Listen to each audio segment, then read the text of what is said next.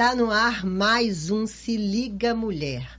Nossa, eu fico esperando ansiosa para poder a gente vir fazer esse programa, porque cada vez que eu trago uma mulher aqui, eu sempre trago uma mulher que vai trazer muita coisa positiva para quem está ouvindo a gente. E hoje eu tenho duas convidadas super especiais, que é Tânia Teles e Rita Mamed. Estou até aqui com um pouquinho da bio delas, vou ler para vocês, porque é muita coisa, então essa mente assim de 52 anos já não está gravando tudo mais, não.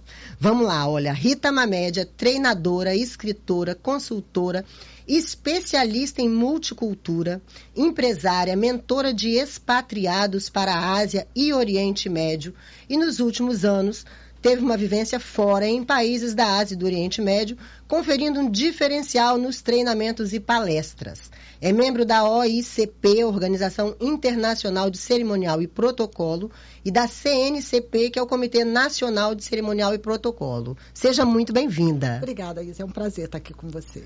E Tânia Teles, que é minha mentora, gosto sempre de dizer isso, mas ela é palestrante internacional, com foco em liderança e gestão de mudança, mentora de líderes e carreira, treinadora de treinadores, empresária e escritora.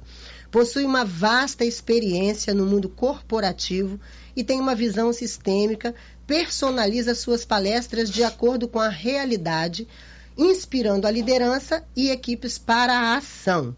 Tânia foi eleita mentora do ano em 2022 pela GMG, que é a Global Mentoring Group. É embaixadora da Integral e Human Global no Espírito Santo e membro da AHBLA. Assim que fala? ABLA, Academia Hispano-Brasiliana de Ciências, Letras e Artes. Ui, muito chique essas duas mulheres, viu, gente? Olha, Tânia, muito bom ter você aqui comigo hoje, viu? Nossa, estou muito honrada de estar aqui com essas duas mulheres incríveis. Gratidão pelo convite. Pois é, gente. E o nosso assunto aqui hoje é exatamente isso, né? É a gente falar da liderança feminina e da vivência no exterior que vocês têm de sobra. Então, eu quero primeiro, assim, saber como é isso. Como é ser líder de mulheres, digamos assim. Ser uma líder mulher, feminino, né? E ser líder para mulheres também. Como é que é isso? Isa, eu acho que é uma dádiva, porque primeiro, antes de ser líder, nós somos mulheres plenas. E a liderança, ela é influência, é inspiração. Então, antes de tudo, a gente precisa se inspirar para a ação. E, com isso, conduzir equipes. Acho que a principal característica da liderança feminina, ela se vê como integral, como plena e capaz de inspirar outras mulheres. Com certeza, com certeza. É isso, Rita? Sim, com certeza. Eu acho que o primeiro ponto é quando a gente começa a fazer uma própria gestão. Quando você começa a ser líder de si mesma. Uma autogestão. Uma autogestão. E nesse momento você consegue inspirar outras mulheres, consegue trabalhar com outros homens, consegue realmente contribuir para o outro. Isso é muito gratificante. Agora, existe assim uma preferência, você falou trabalhar com outros homens, existe uma preferência, de repente, prefiro mais trabalhar com mulher do que com homem? Não vejo diferença, porque é humano, eu lido com pessoas. É claro que são características diferenciadas, são exigências diferenciadas. A mulher, ela carrega aí toda uma bagagem, uma responsabilidade que são como se fossem caixas. E essas caixas a gente precisa ajustar isso, ser mãe, ser mulher, o ser esposa, o ser profissional. E nós lideramos pessoas acima de tudo, sejam homens ou mulheres. Então, para mim, não existe diferença. Eu acho que o mais importante é a gente ter esse olhar e se posicionar como um ser humano integral. E trazer todas essas caixinhas que nós dividimos para um único patamar, que é o ser. E a gente tem muitas caixinhas mesmo. Muitas, muitas. Só complementando, a minha experiência passa a ser maior com os homens, porque o fluxo, o movimento de homens expatriados é maior do que o de mulheres expatriadas. Acontece, tem muitas mulheres hoje maravilhosas executivas no mundo aí fora, mas ainda o número de homens é bem maior. E como eu trabalho com o treinamento, para que eles possam se adaptar a uma nova cultura, para que eles possam se sentir um expatriado realmente acolhidos numa nova cultura é um número bem maior de homens. Eu digo para você que a cada 10 expatriados, uma só é mulher. E aí geralmente é uma esposa, filha, ou não? Não, quando a mulher é executiva, o marido vai, se acompanha, ele vai na forma de esposo, de marido, não vai como trabalhando. O sponsor é só para aquela que vai trabalhar, ela pode ter o direito de levar a família. Dificilmente os dois são expatriados. E você que ficou esse tempo todo, né, em Dubai, ali no Oriente Médio, como é que é viver nesses lugares? É completamente diferente daqui, né? Muito, Isa. A diferença é muito grande, maior do que a gente possa imaginar.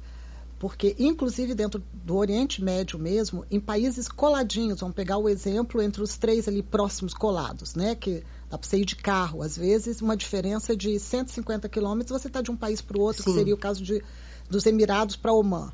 Um é um sultanato, outro é um emirado. Do lado está a Arábia Saudita. Mesmo eles sendo países ligados numa própria gestão única de segurança e tudo, eles têm legislação muito diferente. Então, você hoje vive como expatriado, numa certa liberdade maior dentro dos Emirados. E dentro dos próprios Emirados, que são 7 cidades, tem diferença de Abu Dhabi para Dubai, né? Então, a diferença é gritante. Se você não conhece a cultura e se você realmente não teve uma preparação multicultural, dificilmente você profissionalmente pode ficar bem num país desse, ou numa cidade dessa como Dubai. E em termos de ser livre, de liberdade, a gente dá de 1000 a 0, né? Nossa, com certeza. Mas a liberdade deles é diferente um pouco da nossa no aspecto de conceito. Principalmente porque passa, né, tange a questão da religiosidade deles, né? O Islã é para eles o limiar de tudo, né? Até da própria liberdade. Entendi.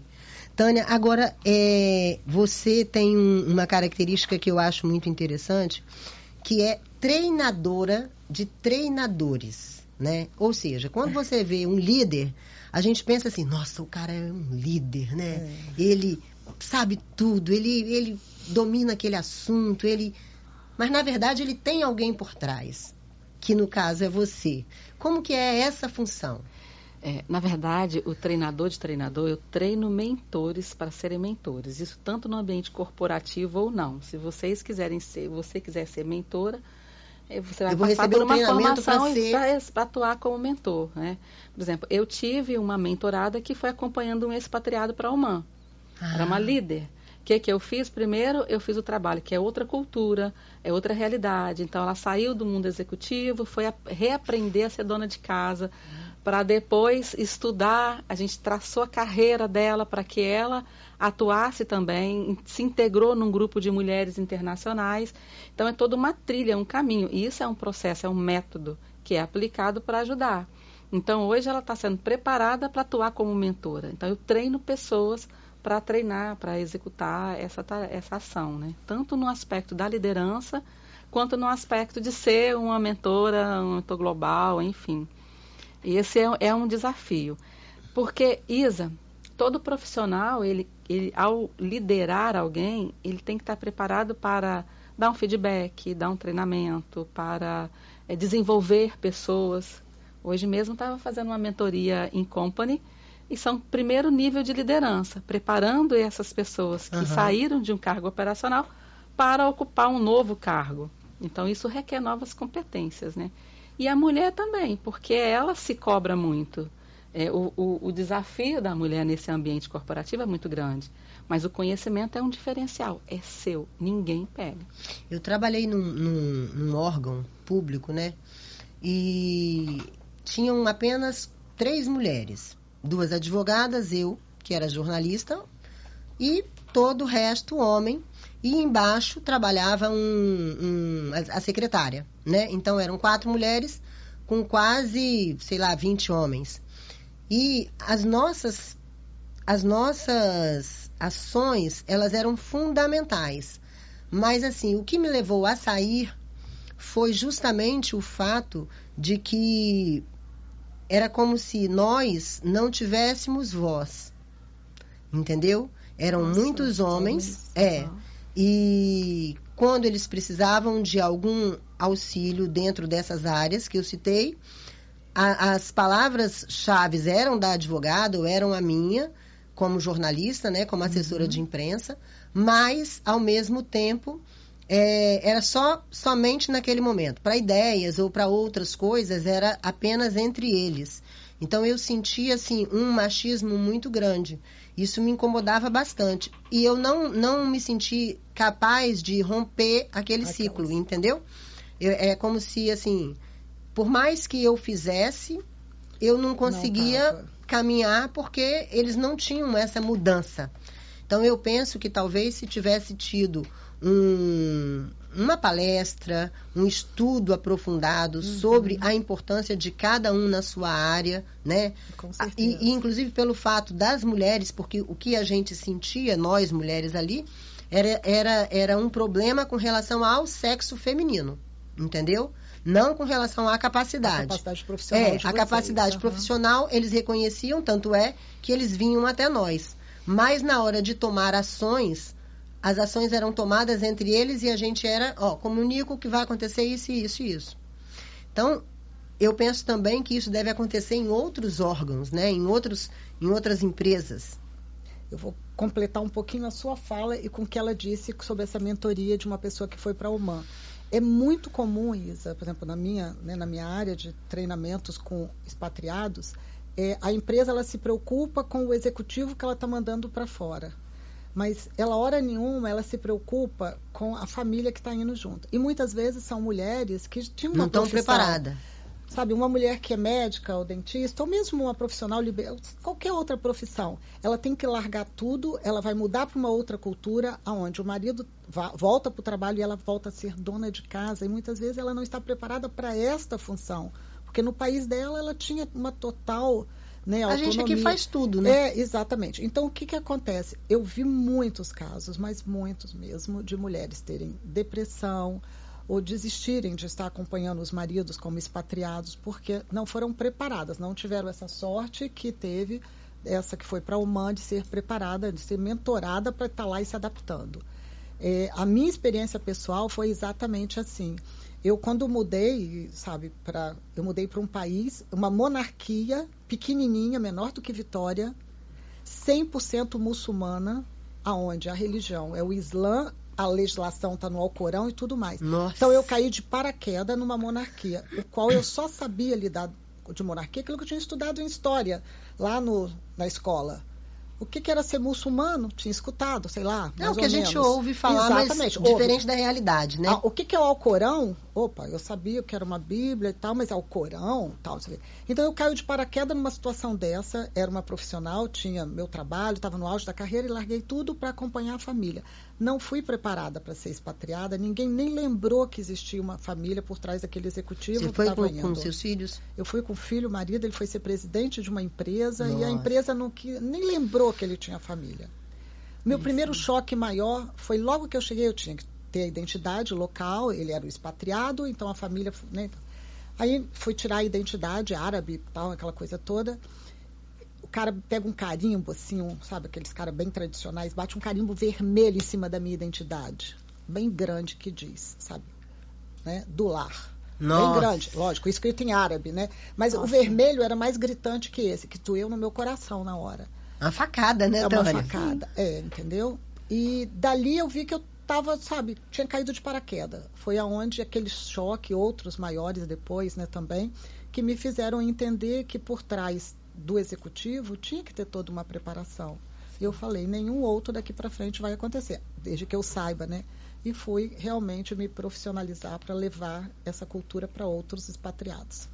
Eu entendo que, assim, a preparação é tudo, sabe? Primeiro, a mulher, as minhas mentoradas, né, mulheres, a maior dificuldade era se colocar no papel de mulher. Eu não sou 100%, eu sou, no caso da mãe, eu sou mãe, eu não consigo nunca ser o pai. Então, só isso já faz uma diferença muito grande. E outra coisa, a gente não é capaz de fazer tudo. Então, às vezes, a descentralizar, criar essa rede de apoio, é muito diferente. Eu estive agora lá em Natal dando uma palestra para 1.200 mulheres. Eles fizeram uma pesquisa recente, a FEComércio, onde 38% das mulheres tinham dificuldade em equilibrar família e trabalho. Então, com isso, muitas vezes, ela não consegue focar na carreira e nem descentraliza para outras pessoas algumas atividades que ela pode dividir. E quando essa mulher ainda tem um parceiro e tem filho, ela pede favor. Ao contrário, seu pai é pai, então ele é responsável. Ela não está fazendo favor. A maior dificuldade que eu vejo é esse posicionamento. Eu sou mãe, sou casada há 29 anos, né, também. Tenho filhos, 4 filhos, trigêmeos de 15 anos e um de 19 anos. Mas a minha carreira eu sei mais ou menos o que eu posso fazer e com quem que eu posso contar. E essa rede de apoio, em sua grande maioria, não vem pronta. A gente precisa desenvolver. Pode ser um vizinho, um amigo, pode ser um pai, uma mãe, uma sogra, um sogro, enfim. As pessoas com quem você pode contar. E isso é um desafio. Ter uma carreira é uma escolha de vida. Então, quando você ocupa um cargo de liderança, vem junto com o pacote o cuidar de pessoas, de estrutura, de processo, tecnologia e informação. Então, se a gente não se organiza, não desenvolve as habilidades, às vezes a gente não dá conta. Eu mesmo teve um momento que eu quase não dei conta. 4 filhos. Não é fácil, né, Rita? Às vezes a gente gêmeos. Não é fácil. Não é fácil. E você imagina, então, Isa, você dá conta de filho, de casa, de marido, de tudo mais, num país onde você não fala a língua deles. Sim, tá? É desafiador. É desafiador. Onde a cultura é outra, totalmente diferente, em que você mal... E como você só falou a questão de falar a língua? Você não falava? Não, árabe. Aprendeu? Mas o inglês, mas com o inglês você consegue se comunicar. Isso, sim. Mas no primeiro momento que você chega, Isa, parece que o inglês até apaga, porque o teu susto é tão grande, entendeu? E você vai passando situações e que você parece que vai chegando um momento que você está quase que vedada, porque é complicado. O primeiro momento, se você não for preparada, se você não tiver uma mentoria para ser expatriado ou esposa de expatriado, não tem o profissional que consegue transitar bem, não. No mundo árabe e no mundo asiático, ou melhor, na Ásia num todo, não dá. Você vai para a Europa ou você vai para os Estados Unidos, é ocidental, você acaba se adaptando com uma facilidade ou com outra. Mas não caia de paraquedas para pensar em ser profissional, naquilo que diz respeito ao Oriente ou à Ásia num todo, porque é muito diferente. Eles têm outra religiosidade, eles têm princípios diferentes, eles têm legislação diferente. E coisas que às vezes a gente não dá importância e que para eles é muito importante. Ou aquilo que eles não dão a menor importância que para a gente é muito importante. Então o choque é muito grande. Eu realmente não fui preparada. Tive que aprender tudo na dor. Não foi no amor, mas valeu a pena. Eu acho que toda dificuldade que a gente passa na vida é um aprendizado. Com certeza. Né? Nossa, eu sou conheci grata. a Tânia, foi o ano passado, né, Tânia? Foi ano passado. Foi em outubro do ano passado, num evento que ela estava fazendo, que era da Global Iuma, né? Ela da Integral Uma. Da Integral, do dia do câncer de mama. Foi em outubro, exatamente. E aí eu apareci por lá e fiquei tão encantada com aquelas mulheres lá participando, cada uma. Eu falei, gente, que negócio diferente, que coisa interessante. Eu penso que, assim, esse tipo de reunião, e a gente estava conversando agora mais cedo sobre isso, esse tipo de reunião onde você coloca mulheres de todos os tipos, né? Seja preta, branca, japonesa, com experiências diferentes, com formação diferente. Isso faz com que a gente cresça, porque você ouve as outras histórias, né? E às vezes uma coisa que parece tão óbvia, que a gente até conversou com você semana passada, quando a Tânia, numa das nossas aulas, eu chamo aula porque é uma aula. É rico, né? De conteúdo. É rico, exatamente. Ela falou assim para mim, mas Isabel, você está agindo assim, como que você está agindo assim? Você está feliz? Você está satisfeita? Eu falei, não, eu não estou satisfeita de agir assim. Eu não gostaria de agir assim não está legal para mim. Mas eu não sei nem como falar, porque eu não quero magoar a outra pessoa, né? E aí o que ela falou foi muito óbvio, que eu já sabia, mas precisava de alguém que me dissesse isso. Porque foi só... Aí ela me disse assim, mas olha só, a partir do momento que você não põe limites, então você está cedendo tudo. E aí quando você cede tudo, você cede até a sua própria vida, o seu tempo, o seu espaço, e até que ponto isso vai ser positivo para você. Aí eu fiquei com aquilo na cabeça, pensando, eu falei, gente, mas é verdade. Então, assim, eu acho que esse autoconhecimento que a gente não aprende na escola, infelizmente, né? A gente precisa de procurar essa ajuda mesmo de vocês, que são especialistas nesse assunto de nos ajudar a abrir um pouco mais a mente para outras coisas que a gente não consegue enxergar. É bacana você trazer isso, Isabel, porque quando a gente fala de uma relação, a gente está falando de uma relação ganha-ganha. E às vezes, eu me deparo com profissionais que já sabem, que faz para o outro, mas ou é uma autossabotagem, ou é alguma questão que impede que faça para ele ou para ela. Então eu me deparo, teve alguns cases que eu falei assim, quando é que você vai se contratar para fazer esse serviço para a sua empresa? E eles colocaram mesmo, se contrataram para colocar aquele serviço para ele, como se fosse assim, o outro. Olha como que é interessante isso. E às vezes a gente não se posiciona, né? No último evento, sobre o comunicador, ele é comunicador, ele pode ser uma pessoa que vai conduzir um evento, ele vai conduzir um jornal, vai fazer uma matéria, e às vezes ele não acredita nele mesmo, no potencial ao realizar aquela ação. Então, o processo de mentoria, né, a gente mentora e compartilha as experiências que nós vivemos, não é isso? Com certeza. Então, isso faz uma diferença. Não é uma assessoria, não é uma consultoria. Que isso o mentor, ele compartilha aquilo que ele já fez. E ele alcançou resultado ou deu errado também. Deu errado. A gente compartilha coisas que nós fizemos que deu certo e coisas que deu errado, para acelerar o processo do outro.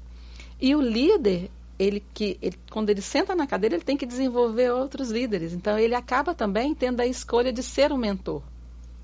E quando ele faz isso, ele vai lembrar do primeiro dia, né, da primeira experiência e vai compartilhar essa experiência. O que você disse foi porque você estava aberta a ser mentorada. Exatamente. E o que ela disse aqui sobre sabotagem, eu quero colocar um exemplo claro. Porque você é aberta a receber a mentoria, tudo muda na tua vida. Sim. Sabe, entra, flui, você realmente tem um processo de mudança e de movimento. O que acontece muitas vezes com um mentorado?